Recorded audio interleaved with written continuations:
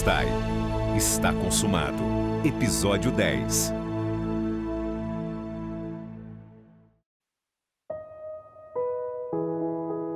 Quando Jesus falou sobre a vida eterna que ele oferecia, contou ao povo que eles precisavam arrepender-se e crer nas boas novas. Eles precisavam perceber que seus pecados os condenavam.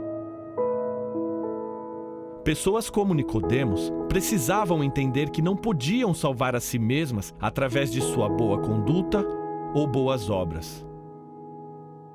Jesus disse que assim como Moisés havia levantado a serpente no deserto, ele também seria levantado para que todo aquele que nele crer não pereça, mas tenha a vida eterna.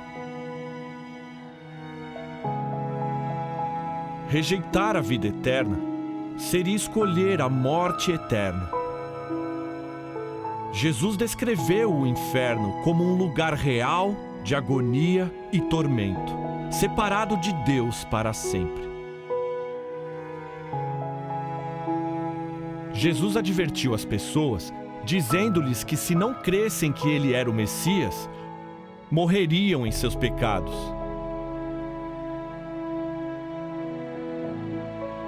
Deus havia providenciado uma maneira de salvação, e era somente através de Jesus. Jesus veio para pagar o preço final pela liberdade delas. Ele havia vindo para ser o seu Cordeiro Pascal.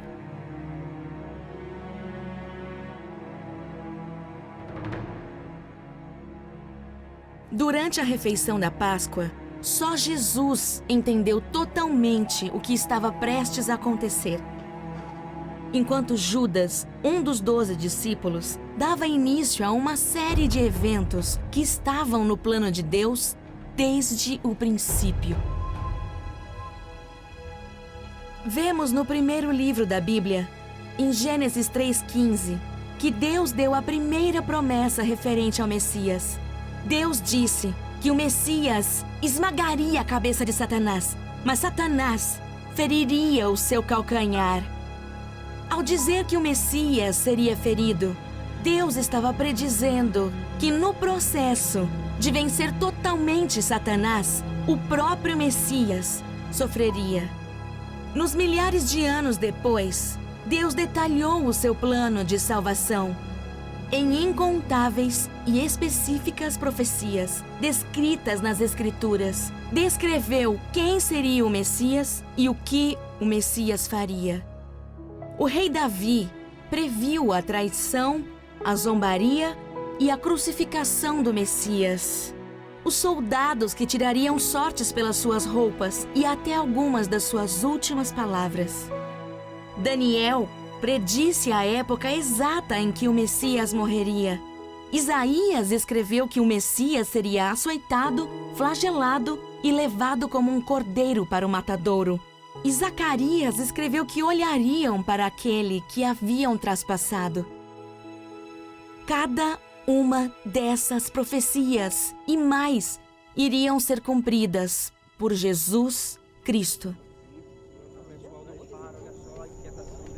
Após Jesus e seus discípulos celebrarem juntos a festa da Páscoa, eles saíram de Jerusalém e foram a um jardim, onde Jesus frequentemente ia para orar. Mas dessa vez seria diferente. Em Marcos 14:34, Jesus disse: "A minha alma está profundamente triste, numa tristeza mortal." Jesus experimentava uma tristeza profunda, porque sabia que a hora dele morrer estava se aproximando. Agora, isso não pegou Jesus de surpresa. De fato, durante 3 ocasiões, Jesus havia pacientemente explicado aos discípulos tudo o porquê ele estava prestes a passar. Por exemplo, em Marcos 10:33 e 34, Jesus disse: "O Filho do Homem será entregue aos sacerdotes e mestres da lei. Eles o condenarão à morte e eles o entregarão aos gentios. que zombarão, cuspirão nele, o açoitarão e o matarão. 3 dias depois, ressuscitará. Jesus sabia que ele iria enfrentar mais do que uma dor agonizante e morte. Em João capítulo 3, Jesus já havia explicado a Nicodemos que, assim como Moisés levantou aquela serpente no deserto, ele também, em breve, seria levantado. Jesus iria receber toda a punição pelo nosso pecado sobre si e seria amaldiçoado. Isto é o que Jesus temia, mais do que a dor física e a morte que ele estava para suportar. Em profunda aflição, Jesus se distanciou dos seus discípulos e prostrou-se ao chão.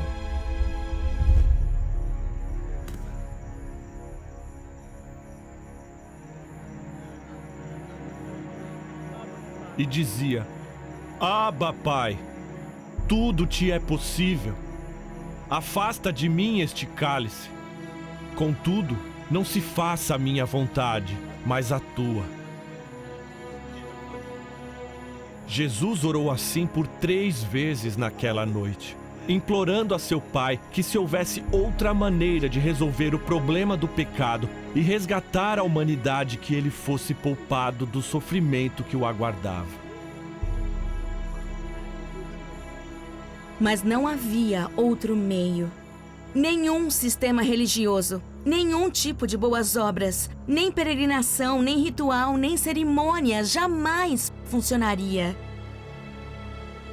Pois todos pecaram, e o pagamento pelo pecado é a morte. Alguém tinha que fazer o pagamento. Jesus sabia que para a humanidade ser resgatada, ele teria que morrer.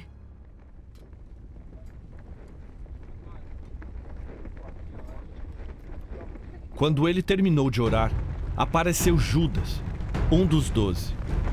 Com ele estava uma multidão armada de espadas e varas, enviada pelos chefes dos sacerdotes, mestres da lei e líderes religiosos. Judas, um dos 12 discípulos de Jesus, foi pago pelos líderes religiosos para trair Jesus e entregá-lo a eles.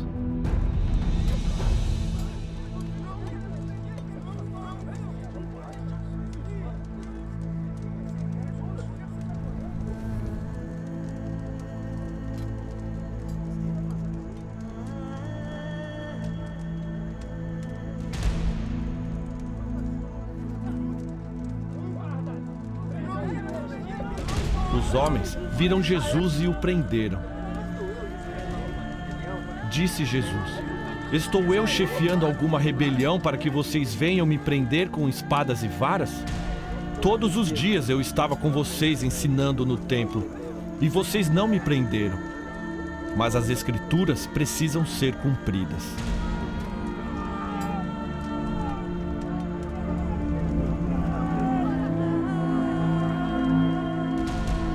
Jesus disse que tudo o que estava acontecendo acontecia para que se cumprissem as Escrituras, a palavra de Deus. Pois Jesus não liderava uma rebelião, mas um resgate. Um resgate planejado antes da criação do mundo e predito nas Escrituras.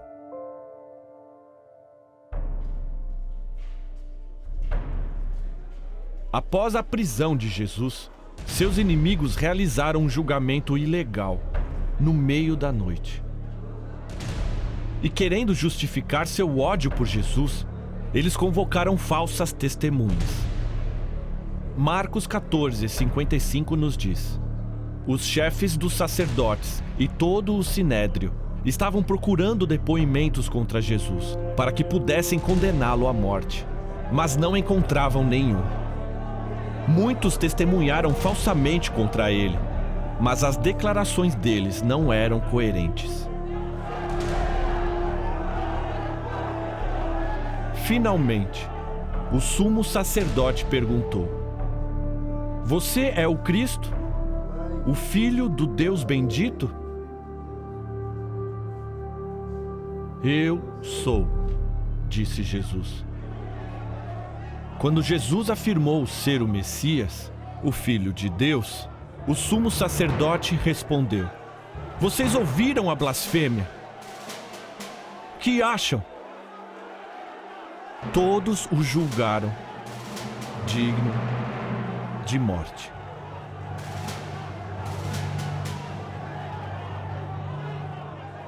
Pela manhã, levaram Jesus a Pôncio Pilatos, o governador romano. Também o levaram a Herodes, outro governante. E depois de questionarem Jesus, tanto Herodes quanto Pôncio Pilatos chegaram à mesma conclusão: Jesus era inocente. Por ocasião da festa, era costume do governador soltar um prisioneiro escolhido pela multidão. Eles tinham, naquela ocasião, um prisioneiro muito conhecido chamado Barrabás. Barrabás estava na prisão com os insurgentes que haviam cometido assassinato em uma recente rebelião.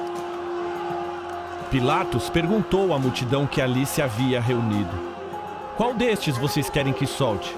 Barrabás ou Jesus, chamado Cristo? Mas os chefes dos sacerdotes e os líderes religiosos convenceram a multidão a que pedisse por Barrabás e mandasse executar a Jesus. Qual dos dois vocês querem que eu lhes solte? Perguntou o governador. Barrabás, responderam eles. Que farei então com Jesus, chamado Cristo? Perguntou Pilatos. Todos responderam: Crucifica-o! Por quê? Que crime ele cometeu? Perguntou Pilatos. Mas eles gritavam ainda mais: Crucifica-o! Por fim, Pôncio Pilatos os entregou Barrabás. Mandou açoitar Jesus e o entregou para ser crucificado.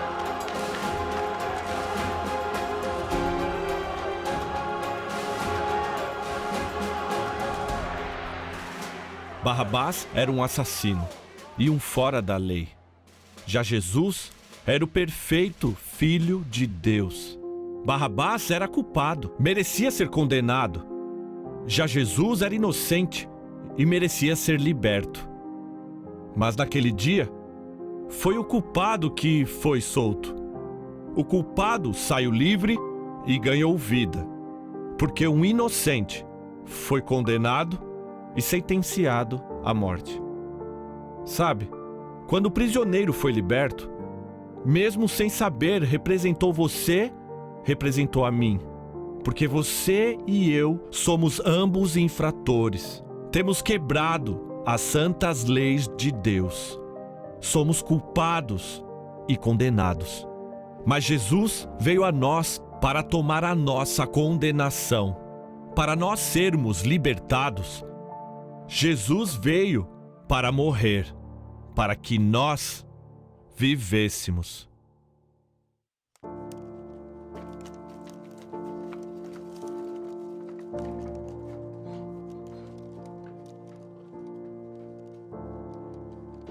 Antes de Jesus ser crucificado, Pilatos mandou açoitá-lo. Isso era extremamente brutal. Um chicote feito de couro trançado que continha bolas de metal golpeava a vítima, causando profundas feridas. Pedaços de ossos que haviam sido entrelaçados no couro retalharam a carne da vítima. Muitos morriam só com os açoites.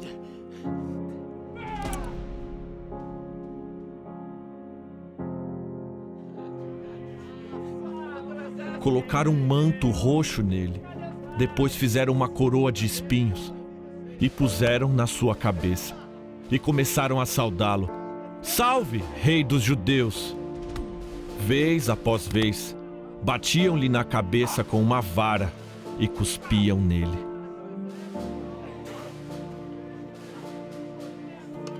Ajoelhavam-se e lhe prestavam adoração.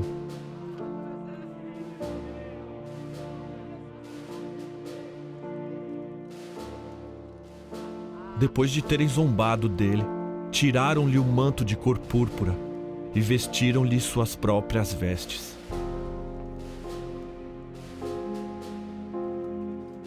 Então o levaram para fora, a fim de crucificá-lo.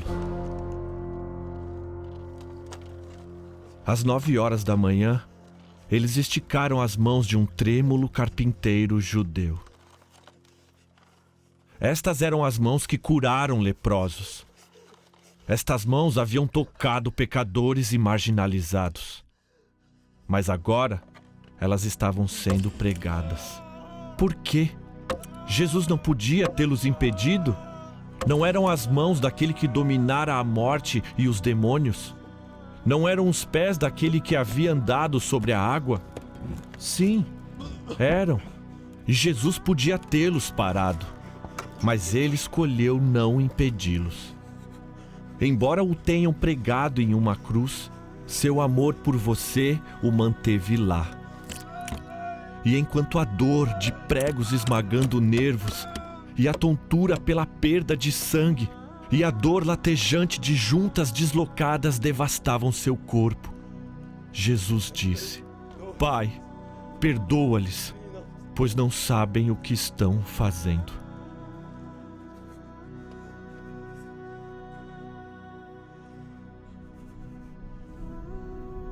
Na 6ª hora, trevas cobriram toda a terra até a 9ª hora.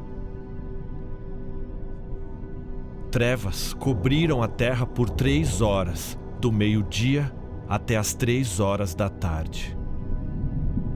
Depois de Jesus ter ficado pendurado na cruz por 6 horas, ele enfrentou a mais indescritível de todas as dores. Em angústia profunda, Jesus clamou: Meu Deus, por que me abandonaste? Esta separação espiritual que Jesus sofreu na cruz foi a pior de todas as agonias. 2 Coríntios 5:21 diz: Deus tornou pecado por nós, quem não tinha pecado. Jesus, que não pecou, tomou nossos pecados sobre si mesmo. Isaías 53 diz: O Senhor fez cair sobre ele a iniquidade de todos nós. Então, Deus tomou a punição por todos os pecados e a derramou sobre seu Filho Jesus. Isaías 53:5 diz: Foi esmagado pelas nossas iniquidades. O castigo que nos trouxe paz estava sobre ele. Perceba que Jesus disse: meu Deus, e não meu Pai.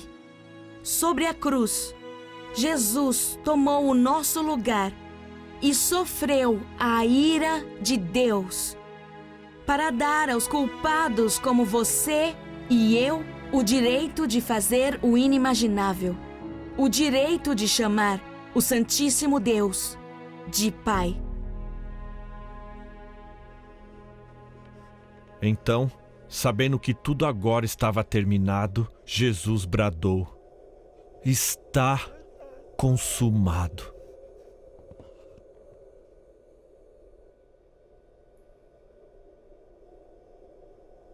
Pouco antes de Jesus morrer, ele proclamou uma das frases mais importantes de toda a história. Ele disse: Está consumado. Está consumado vem da palavra grega tetelestai.